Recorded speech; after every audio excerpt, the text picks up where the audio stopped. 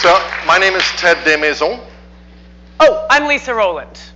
And we'd like to start with an exercise, if you would. If you could all stand up real quickly. Oh, God. It's amazing. So, this one's real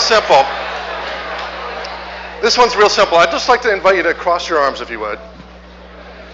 And now, if you've ever taken a public speaking class, this is probably the last suggestion your teacher will give you, to have your audience cross their arms. You guys look like you're really interested in what we're talking about. But I'd like you to do this. Change arms. Put a different arm on top.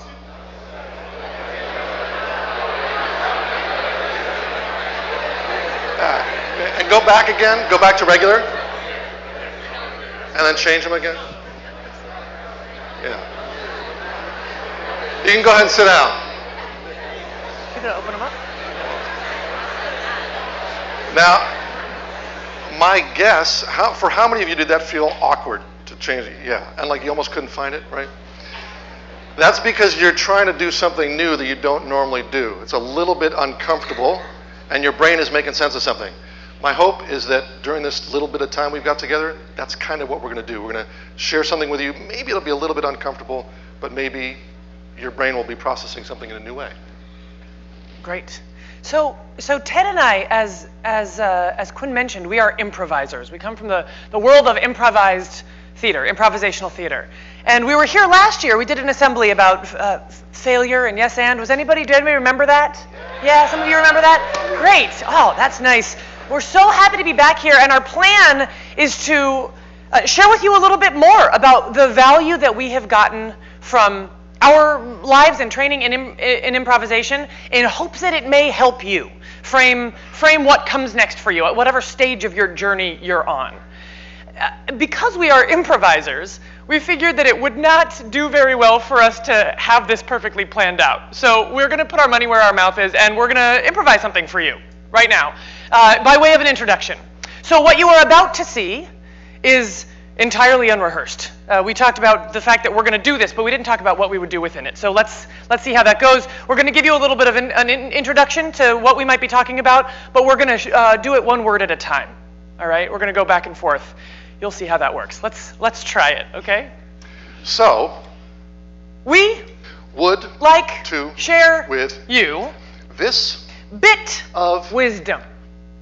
When you have a opportunity to seize the day, do it, even when that opportunity is not what you expected it to be.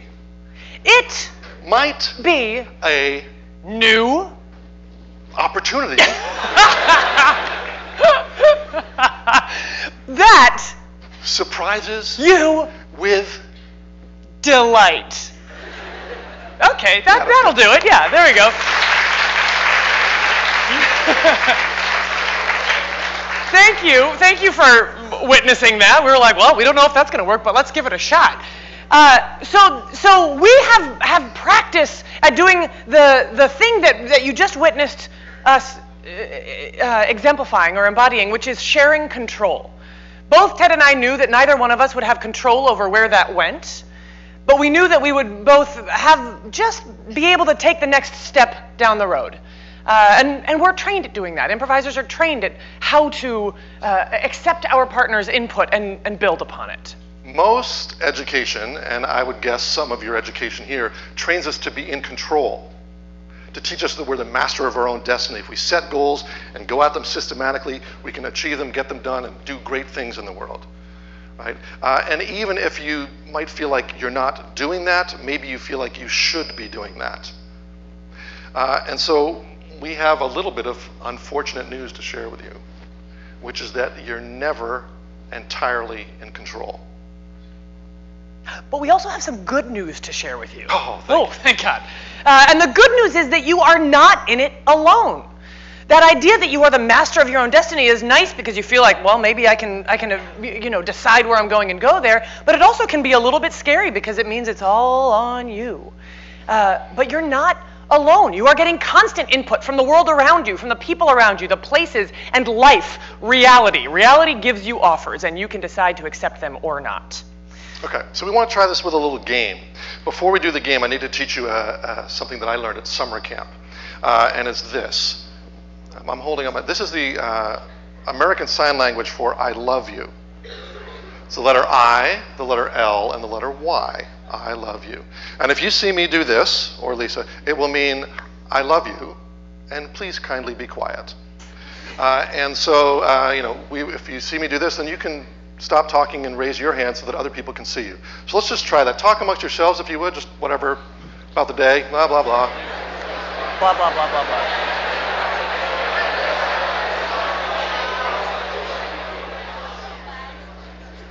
Lovely. Okay. Oh. Yeah, so we got that. So we prefer to do that rather than trying to yell over you. But so now I'm going to ask you to turn to somebody next to you so that you're in a pair. Okay? And we're going to invite you to do a little word at a time exercise. And so in just a moment, you'll want to hear these directions because they're wicked important. In just a moment, we're going to invite you to do a word at a time, writing a letter to a customer service department. You don't know what maybe it's a problem, maybe it's a praise. It could be praise that you want to give them. We'll find out. You'll find out. You'll discover it with your partner. And it will look something like this. To whom it may concern. My cat has choked to death on your little zipper. And then we would go on to explore that and explain what our concern Explain about was. the zipper maybe, or the cat. Okay. So you're going to write that customer service letter together, one person at a time, only one word, and just notice what that's like to try to do that. Go for it.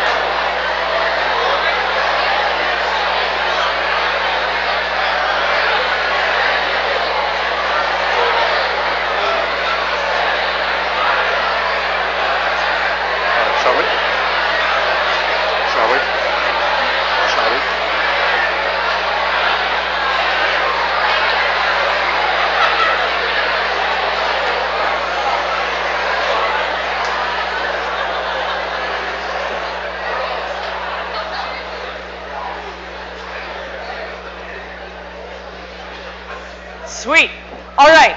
So now you've written a letter. Maybe some of you haven't completely finished it. Maybe some of you have. In a moment, you're going to write, you're going to do it again, but you're going to write a response to that letter from the customer service representative that you were just addressing. All right? So you're going to write a response. What would the response be? But here's the adjustment that I'd like you to make. It's a little mindset shift, which is I'm talking to you, have been blessed with the most brilliant partner in this room. Your partner is the most brilliant. They can't help but spit mad wisdom, all right? Everything that they say is the perfect word. Some of it you saw coming and it's perfect. Some of it is totally unexpected and it's perfect. And so all you can do is like keep throwing words out because you just want to get more wisdom from them, all right? Their input is just the input that this letter needed, all right? So put yourself in that mindset. Look at your partner, raise your eyebrows a little bit, and begin.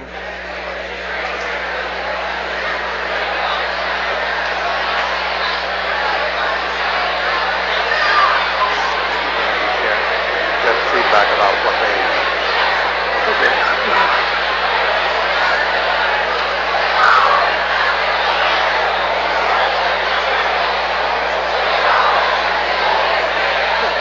Cut it out.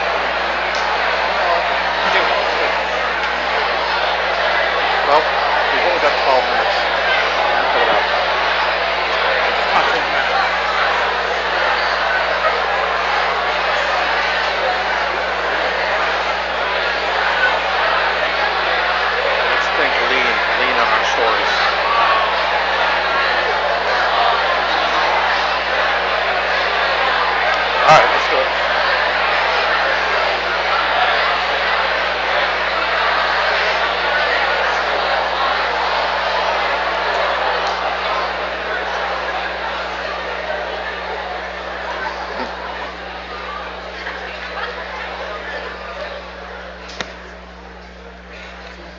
Hopefully that was fun for you, and you got that resolved to the customer's satisfaction. Got that item resolved.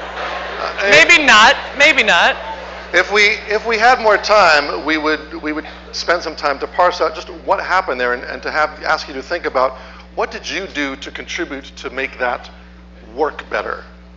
What are the choices that you made, the ways that you listened, or the ways that you offered something that made that work?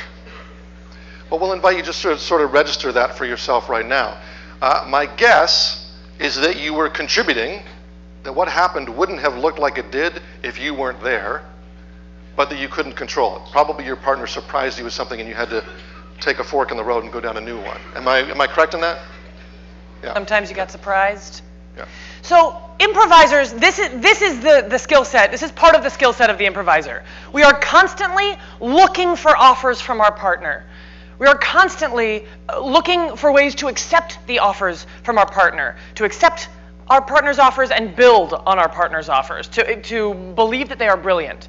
So what if, here's the challenge we have for you, what if we replaced the word partner with life? Whoa. Things just got deep, you guys. They just got deep. What if your job was to look for the offers that life gives you, to accept the offers that life gives you, and to build on the offers that life gives you? Another way to think of it is, what if we are... Yeah, how's that? How's that? They liked it. What if in every moment we are creating a word at a time story with life? We make a choice, life makes an offer. We make an offer, life makes a choice. And this unfolds together in that same way. And what it means is that we've got to accept the notion that we do not have all the information we need to know how the story could end. So we can't know what the end of the road looks like when we're taking our first step. We have to trust in some of that, I don't know, things will look different when I get there. I'll take this step, and then we'll see what new information I have. And it may mean a drastic shift in direction. We've got to be open to that possibility. It could be scary. I'll share with you a story from my life. Up until about 2 years ago, I was teaching at Northfield Mount Hermon in Western Massachusetts. NMH. Yeah, I know. But I loved it. We've lost him. I know. It's over. I loved it. I loved working in a boarding school. I loved teaching religious studies and philosophy. I had a beautiful home that I lived in. I was in a great relationship. And I had this sense inside me that I needed to do something different. Life was suggesting to me that I needed to do something different. But I was really safe. I didn't know what to do, so I went to our mentor, the woman who taught us improvisation at Stanford. Her name is Patricia Ryan Madsen. And I asked for her advice. And she said, you know, the great thing, Ted, is that you don't need to know the end of the story. You just need to figure out what comes next. You need to tell the next word. Yeah. And so I said, okay, I don't know what else there is. I know I need to go to California. That's what my heart is telling me to do.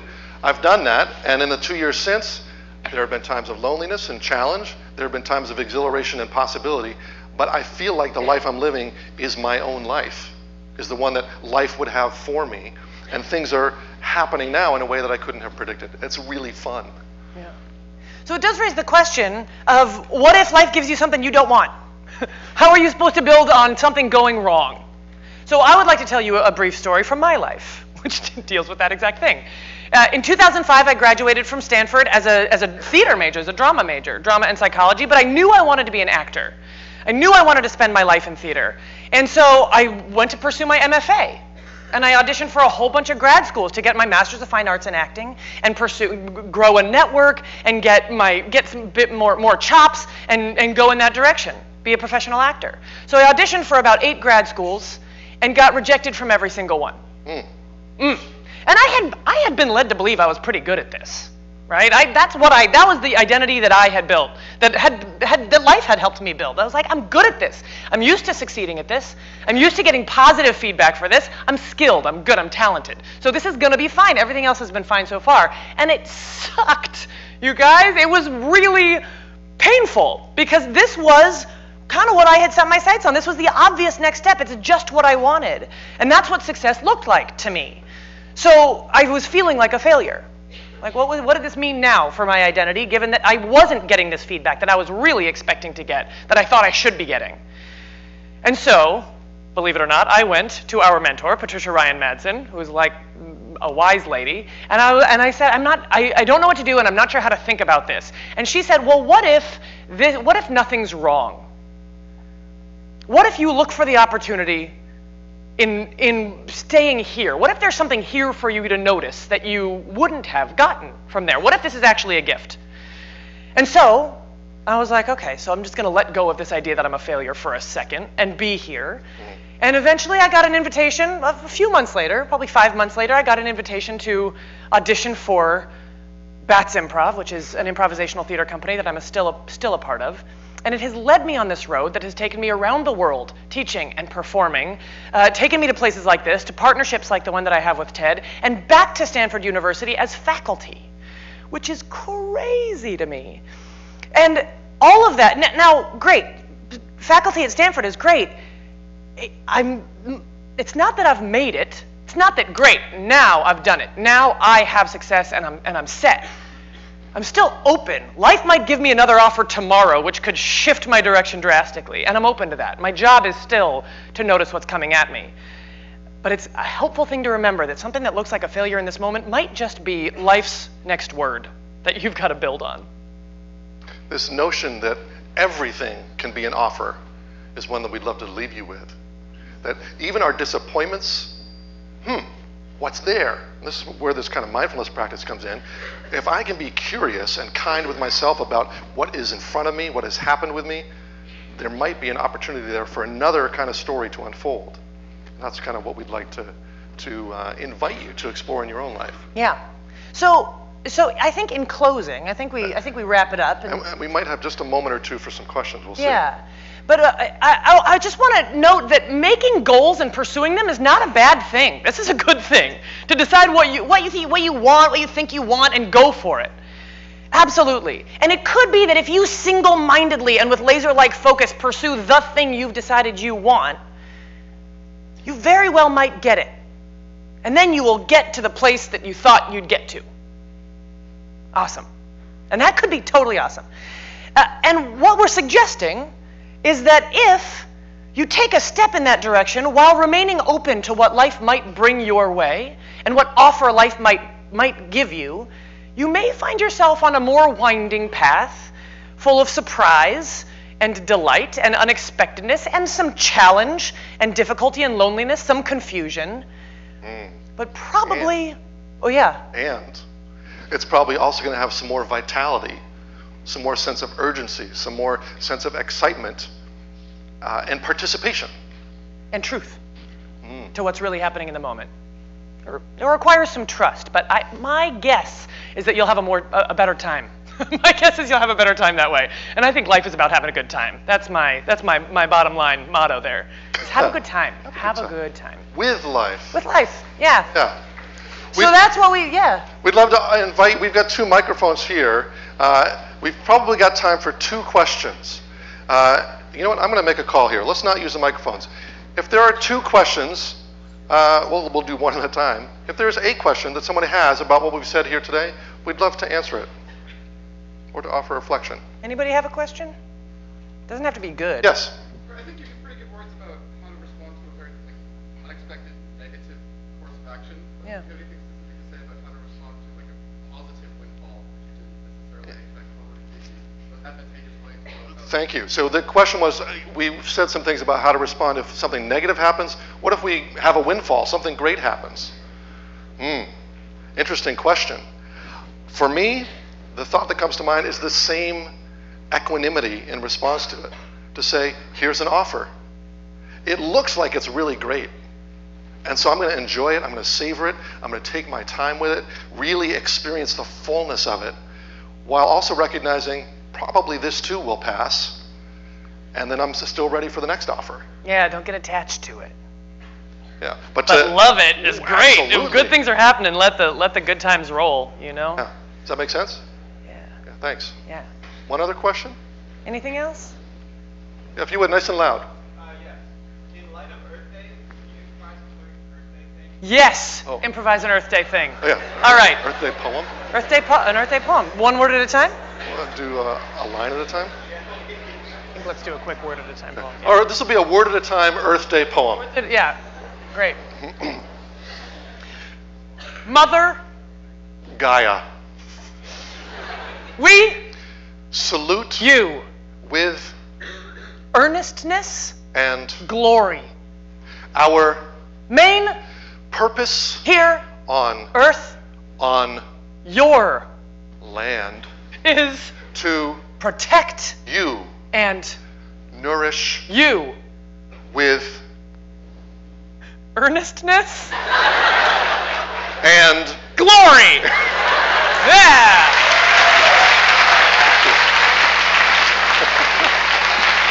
It's a nice suggestion. Yeah. That was That delighted us. Peter, can you put our slide up? We've got a couple of announcements. Quinn mentioned we've got a show tonight at Fisher Theater at 8 p.m. We're going to do some improv. We're going to do some improvised scenes and things. So yeah. We would love to see you there. We'd love to see you there. We recognize that this is the first night of Passover. Some of you will be at a dinner. It should be enough time. If you can't make it, it also should be live streamed. We also want to let you know we just yesterday, I think it was yesterday, right? Yeah. Released our podcast. So it's called Monster Baby. And if you want to hear us talk about mindfulness and improvisation, you can go to monsterbabypodcast.com, or you can go to iTunes or Google Play. We'd love to stay connected with you and to learn more. But subscribe, and you'll get to hear us talk on forever. Thank you so much. Wonderful to see you. Have a great morning.